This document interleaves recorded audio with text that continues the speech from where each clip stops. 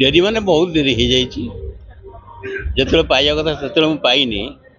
ତଥାପି ଯାହା ହଉ ଆଜି ଏଇ ମୋହନ ସ୍ୱାମୀ ଗୋସ୍ୱାମୀଙ୍କ ଯେଉଁ ଆୱାର୍ଡ଼ଟା ମିଳିଲା ସେଥିପାଇଁ ନିଜକୁ ମୋତେ ଆନନ୍ଦ ଲାଗୁଛି।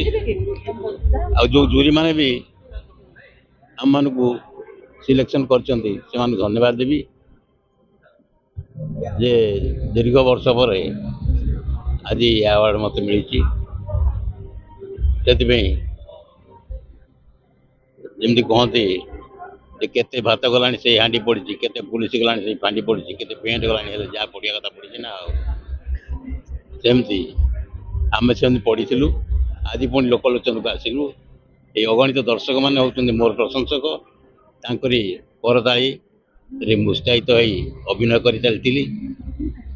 ଆଜି ସେମାନେ ବି ନିହାତି ଖୁସି ହେଉଥିବେ ଯେ ଯେଉଁମାନେ ମୋତେ ପଚାରନ୍ତି ଫୋନ୍ କରିକିରି ଜୟ ଭାଇ ଆଉ ଫିଲ୍ମ କ'ଣ ଆସୁଛି, ଜୟ ଭାଇ ଦେହ କେମିତି ଅଛି, ଜୟ ଭାଇ ଦେଖିବାକୁ କେମିତି, ପ୍ରେଜେଣ୍ଟ ଇଏଟା ପଚାରନ୍ତି।